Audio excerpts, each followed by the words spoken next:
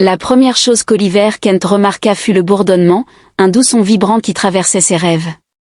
Like a melody from a half-forgotten memory, it was fun at first we having in and out of the cricket chorus would see this window bud and it growled steady and insist until it dragged him out of sleep like a reluctant fisherman hauling a stubborn catch and blinked into the darkness of his room he sat. Pounding a étrié tout remembé if he left his phone and vibrate or worse if something mechanical in his house was about to explode and that is when he saw her standing by the window. Bathed in moonlight was a figure so otherworldly that Oliver briefly considered the possibility and was still dreaming she was tall and willow herlin elegant and almost too long if Someone had stretched her on a cosmic drawing border skin had a fin pearlescent glow and her hair if you could call it that. Shimmered like liquid starlight spilling over her shoulder in wave that didn't take it obey gravity but it was her eyes that truly pinned him to the spot they were silver deep and swirling if they contained galaxy unto themselves for a moment neither of them moved. Le cerveau d'Oliver a bégayé à travers les explications possibles. Un cambrioleur imagina une hallucination au thème étrange, peut-être un extraterrestre. Son cerveau rejeta l'idée, mais son instinct chuchota le contraire. Puis, elle parla d'une voix douce, un murmure vibrant dans sa poitrine comme une corde parfaitement accordée. Puis-je dormir à côté de toi cette nuit, humain? La bouche d'Oliver s'activait mais aucun mot ne sortait, il restait là, plongé dans un silence stupéfait, la demande absurde de la personne en face le percutant. Face à l'impossibilité flagrante de sa présence, il parvint enfin à articuler un « bu ». Elle pencha la tête, un geste curieux qui la rendait à la fois enfantine et ancienne. Dormir, tu le fais, n'est-ce pas? Oui, chaque nuit, comme une horloge, clignotait-il des yeux. Mais je ne dors pas avec des inconnus qui apparaissent dans ma chambre sans y être invité. Ses lèvres s'ourlèrent en un sourire narquois. Apparaître, c'est un peu dramatique, ne trouves-tu pas? Je suis entré par ta fenêtre, qui n'était pas verrouillée. Ça ne change rien, bafouilla-t-il en se redressant précipitamment pour attendre. Comment sais-tu pour les serrures? Tu es en repérage ici? Est-ce une sorte de... Le vol cosmique, son rire était doux et mélodieux, tel le tintement des carillons d'un numéro de cambriolage. Pourquoi volerais-je même votre grille-pain? Oliver jeta un regard à son vieux grille-pain posé sur le bureau à côté d'un tas de manuels et de tasses à café vides. Et, ce grille-pain vintage a de la personnalité, dit-il. Ah oui, répondit-elle avec une solennité feinte, un grille-pain avec de la personnalité, vraiment votre espèce est avancée. D'accord, tu sais quoi, tu n'as pas le droit de pénétrer dans ma chambre et de te moquer de mes appareils de cuisine.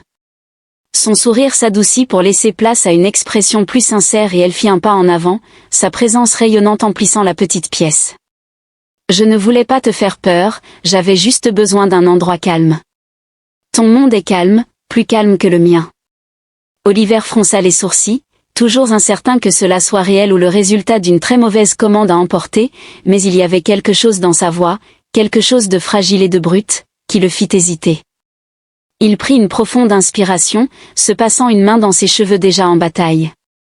Écoute, je ne sais pas qui ou ce que tu es, mais ce n'est pas exactement normal que des gens se pointent comme ça dans la chambre des autres en demandant à squatter leur lit, dit-il. Elle leva un sourcil argenté. Les gens ne brillent pas non plus d'habitude, et pourtant, nous voilà. Il gémit. Ce n'est pas du tout comme je m'attendais à ce que ma soirée se déroule. Ni la mienne, dit-elle doucement. Puis, presque comme une pensée après coup, elle ajouta, tu peux m'appeler. Le prénom Léora est assez proche de la sonorité de mon nom, ce qui est génial. Oliver marmonna en se rallongeant et en fixant le plafond, je suis Oliver, bienvenue dans ma vie très ordinaire et très ennuyeuse, Léora, s'il te plaît, ne m'enlève pas. Ne touchez à rien ni ne faites exploser quoi que ce soit pendant votre présence ici. Elle se percha au bord de son lit, ses mouvements gracieux et délibérés, comme si elle testait le poids de sa présence dans son espace. L'enlèvement n'est pas mon style et les explosions sont désordonnées, ce n'est pas vraiment mon truc. Oliver jeta un regard vers elle, bon à savoir, il marqua une pause, pourquoi moi, pourquoi ici? Au lieu de répondre immédiatement, Léora regarda par la fenêtre, ses yeux argentés reflétant la lumière des étoiles, car son monde était silencieux. Elle murmura et j'avais besoin de calme juste pour un petit moment, le poids dans sa voix le fit taire malgré toutes ses taquineries et son étrangeté surnaturelle, il y avait quelque chose d'extrêmement humain dans son ton, une sorte de solitude qu'il ne pouvait pas tout à fait. Il déclara enfin d'une voix douce, « Tu peux rester, mais ne monopolise pas les couvertures. » Sa risette était discrète, presque soulagée, alors que le murmure de sa présence se fondait dans le calme de la nuit. Oliver se demandait, une fois de plus, dans quelle situation diablement étrange il s'était embarqué. Le matin suivant, Oliver fut réveillé par un chant, mais pas le genre de chant auquel on s'attendrait d'un humain. C'était un chant superposé, surnaturel, comme si plusieurs voix harmonisaient en même temps. Il plissa les yeux contre la lumière du soleil qui traversait sa fenêtre, momentanément désorienté. Les événements de la nuit précédente lui revinrent en mémoire et il gémit, espérant vaguement que tout cela n'ait été qu'un étrange rêve induit par le stress. Mais alors, il la vit. Léora se tenait dans sa cuisine, fixant intensément son grille-pain comme s'il détenait les secrets de l'univers. Un doigt appuyé sur ses lèvres et l'autre main en suspens au-dessus du levier, elle essayait clairement de comprendre son but. Une lueur faible émanait de sa peau, vacillant comme une luciole sur le point de s'éteindre. Oliver se redressa, son cerveau essayant toujours de rattraper son retard. « Tu n'es pas sérieusement en train d'avoir une confrontation avec mon grille-pain, n'est-ce pas ?» Elle sursauta et se tourna vers lui, les yeux argentés écarquillés. Elle a déclaré en pointant l'appareil du doigt de manière accusatrice que celui-ci est soit une arme, soit un piège très mal conçu. Oliver balança ses jambes hors du lit et se frotta le visage en essayant de réprimer un rire. Le grille-pain est un appareil qui sert à griller des aliments tels que du pain. Il permet de les réchauffer et de les rendre croustillants. Il n'a pas d'autre fonction telle que des armes ou des pièges. Le petit déjeuner. Léora arqua un sourcil avec un air sceptique, trouvant décevant qu'un appareil qui semble capable de vaporiser quelqu'un ne soit pas destiné à cette fin.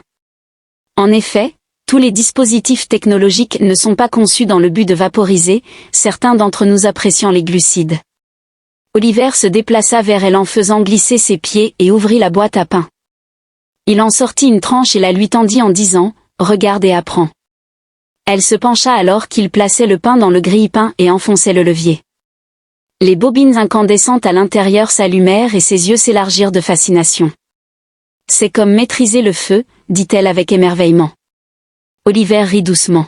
« Plutôt de l'électricité, mais d'accord, appelons ça de la magie du feu. » Alors qu'ils attendaient que le pain grille surgisse, Oliver ne put s'empêcher de remarquer à quel point elle semblait déplacée dans sa petite cuisine encombrée, sa présence éthérée contrastant avec l'arrière-plan banal de vaisselle sale et de papier peint écaillé. Pourtant, elle semblait étrangement à l'aise, comme si elle avait toujours eu sa place là. Lorsque le pain grillé surgit enfin, Léora tressaillit, puis fronça les sourcils devant la tranche brune de pain. Elle la prit délicatement, l'inspectant sous tous les angles. « C'est ça, ta machine à feu qui transforme la nourriture en rectangle brûlé. Eh bien, ne la critique pas avant d'avoir essayé. » Oliver a déclaré en attrapant un pot de beurre de cacahuète et un couteau à beurre, il a étalé une généreuse couche sur le toast et le lui a rendu en disant « Voilà, cela rendra les choses meilleures. » Léora hésita en reniflant la concoction avec méfiance avant de prendre une petite bouchée, son expression passa rapidement de la confusion à la surprise, pour finalement laisser place à quelque chose qui ressemblait presque à du ravissement. Elle a déclaré. Sa voix était étouffée par la bouchée de pain grillé, à la fois salé et sucré, et je ne savais pas que les humains pouvaient créer quelque chose d'aussi parfait. Oliver esquissa un sourire en s'appuyant contre le comptoir. Ce toast au beurre de cacahuète, c'est l'une des plus grandes réalisations de l'humanité, juste à côté des voyages spatiaux et du sarcasme. Léora lui lança un regard qui laissait entendre qu'elle n'était pas tout à fait sûre s'il plaisantait. « Si c'est ce que tu manges tous les jours, je commence à comprendre pourquoi votre espèce est encore en vie. » Le moment de détente a été interrompu par un bruit soudain et aigu de bourdonnement. Léora se figea, ses yeux d'argent se dirigeant vers la fenêtre. Oliver demanda ce que c'était, son propre estomac se contractant à la vue du changement d'attitude de la jeune femme. « Il me cherche », déclara-t-elle d'une voix à peine audible. « Je perçois les ondes de leurs signaux, ils sont proches. » Le pouls d'Oliver s'accéléra en voyant les personnes de qui vous fuyez approcher. Léora acquiesça, son expression indéchiffrable. Les veilleurs ne sont pas des personnes, du moins pas de la manière dont vous le pensez. Ce sont des créations conçues pour traquer, faire respecter et détruire si nécessaire. Oliver était assailli de questions, mais il se força à se concentrer. D'accord, que devons-nous faire? Devrions-nous appeler quelqu'un, la police peut-être, ou l'armée? Léora s'est exprimée rapidement. Avec un ton tranchant comme le sien, il n'aurait aucune chance. Les observateurs ne négocient pas et s'ils me trouvent ici, ils supposeront que votre monde est complice, ils le nettoieront, le purifieront. Oliver ressentit à nouveau un haut le cœur en pensant aux implications selon lesquelles il brûlerait tout ce qu'elle avait dit, ne serait-ce que pour un instant. Le poids de ses paroles planait entre eux, lourd et suffocant, puis Oliver laissa échapper un rire nerveux. Eh bien, super, aucune pression ou quoi que ce soit, juste un mardi ordinaire. Scénario d'apocalypse extraterrestre matinal. Léora inclina la tête, ses lèvres se crispant en un léger sourire. Votre humour face à l'annihilation est particulier, je pense que j'aime ça. Eh bien, je fais face en faisant de mauvaises blagues.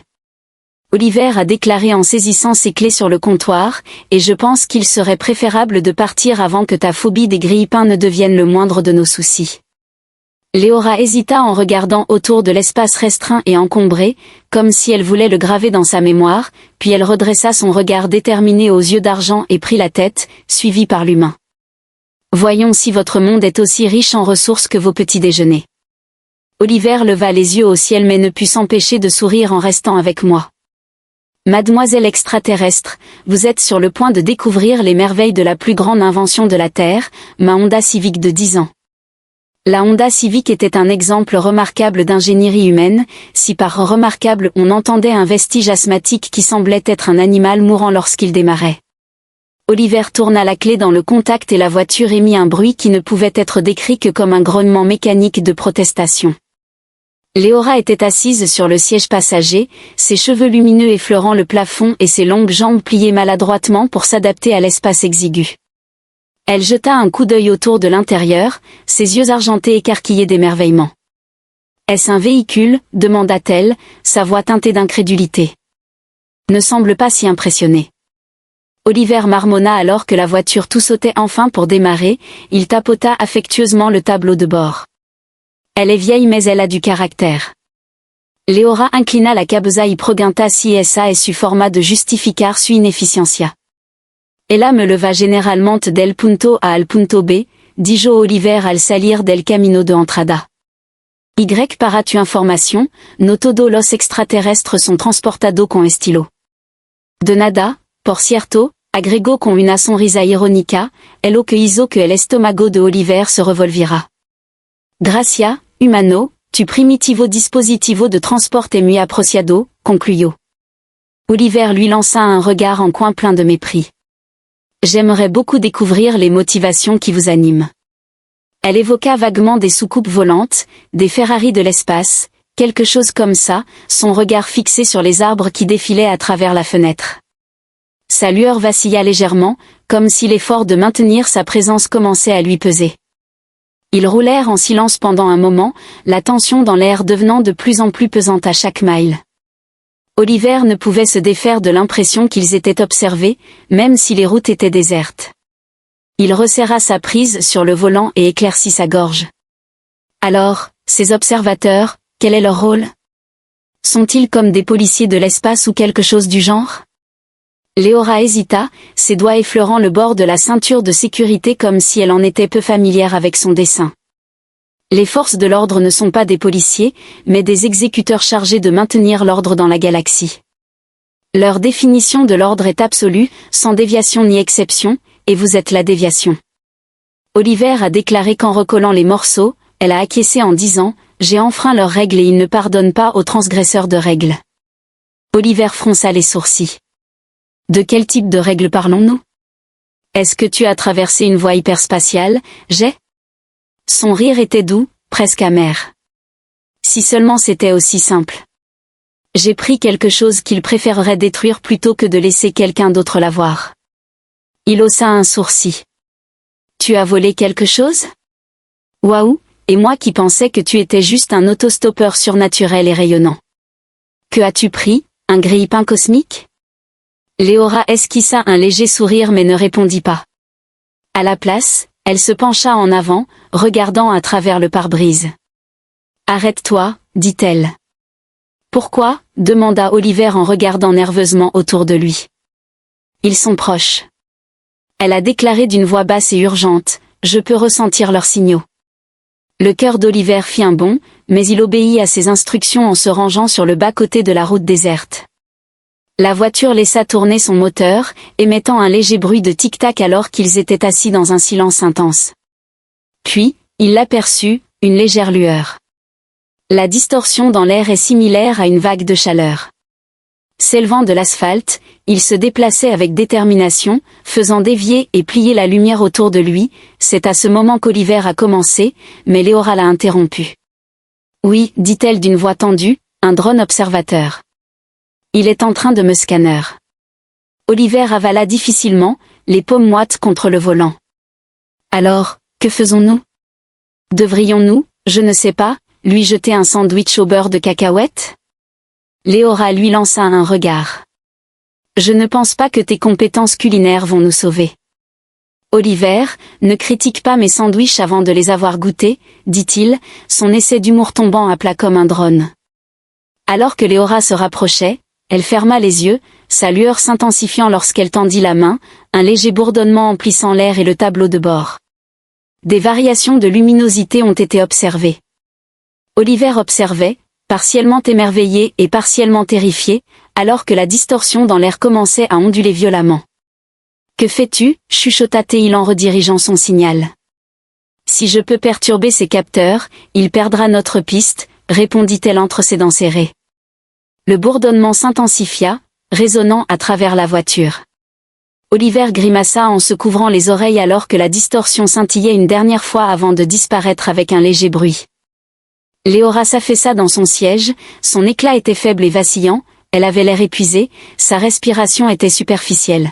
« Ça a marché ?» demanda Oliver, sa voix à peine plus qu'un murmure. « Pour l'instant, » répondit-elle, les yeux se fermant doucement, mais ils en verront d'autres, comme toujours. Oliver la fixa, un mélange de peur et d'admiration tourbillonnant dans sa poitrine. « Tu es incroyable, tu le sais ça, dit-il. » Ses lèvres esquissèrent un léger sourire. « Et tu es étonnamment douée pour ne pas paniquer, humaine, merci je pense, » répondit-il en ramenant la voiture sur la route. « Mais la prochaine fois, peut-être me prévenir avant d'utiliser ta magie alien, mon cœur ne peut pas supporter ça, Léora. » Elle pouffa doucement, son rire s'estompant dans un silence confortable alors qu'il continuait à rouler, maintenant en sécurité.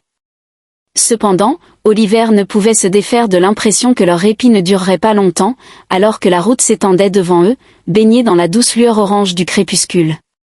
Oliver ne parvenait pas à se défaire du poids qui pesait sur sa poitrine, l'air chargé d'une épaisseur annonçant quelque chose d'inévitable. Assise en silence contemplatif sur le siège passager, Léor avait les yeux argentés moins brillants que d'habitude. Depuis des heures, ils avaient roulé en rond, se faufilant à travers les routes secondaires et évitant les autoroutes principales. Les observateurs avaient été implacables, leurs drones scintillants apparaissant et disparaissant toujours juste un pas derrière. Le fidèle vieux Civic d'Oliver ne pouvait leur offrir qu'un temps limité. C'est alors qu'Oliver rompit le silence. « As-tu un grand plan ? Une sorte de stratagème extraterrestre qui va sauver la situation, ou allons-nous simplement continuer à jouer à cache-cache intergalactique jusqu'à ce que le Civic s'effondre en signe de protestation ?» Les lèvres de Léora se sont étirées en un sourire fatigué. « Il y a un projet en place. » Elle a murmuré doucement, mais c'est risqué, risqué, comment elle hésitait, ses doigts traçant des motifs invisibles sur la coudoir. Les observateurs ne sont pas invincibles, ils opèrent sur un réseau, un hub unique qui contrôle leurs mouvements. Si je peux perturber ce hub, je peux les forcer à battre en retraite, mais pour cela, j'ai besoin d'amplifier mon énergie. Oliver fronça les sourcils en disant que cela semble faisable. Elle a demandé quel était le piège, expliquant que l'amplification risquerait de griller son formulaire, sa voix à peine audible. Je ne pourrais pas y survivre. Oliver actionna brusquement les freins, immobilisant la voiture de manière abrupte sur la route déserte. Se tournant vers elle, il déclara « Ce n'est pas un plan, c'est du suicide. C'est la seule manière. » Avec calme, Léora a déclaré que si elle ne les arrête pas, ils la trouveront, lorsqu'ils le feront, ils détruiront tout sur leur passage, y compris cette planète, bien que sa lueur trahissait une peur non exprimée. L'esprit d'Oliver était en ébullition, ses pensées se bousculaient dans un tumulte chaotique. Il ne pouvait pas croire ce qu'il entendait, il devait y avoir une autre solution. Que diriez-vous de perturber leur réseau en les distrayant avec des toasts, je ne sais pas, quelque chose comme ça? Le rire de Léora était doux mais authentique. Toi et ton discours, dit-elle en secouant la tête. Tu ne vas pas me dissuader de cela, Oliver. C'est ma responsabilité. Il ouvrit la bouche pour argumenter, mais le ciel au-dessus d'eux s'illumina soudainement d'une lueur artificielle éblouissante, un bourdonnement bas vibrait dans l'air, devenant de plus en plus fort et oppressant à chaque seconde, ils sont là. Léora déclara d'une voix calme mais sombre.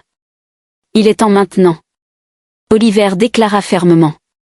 Avec son cœur battant dans sa poitrine, vous n'avez pas le droit d'invoquer la carte du noble sacrifice.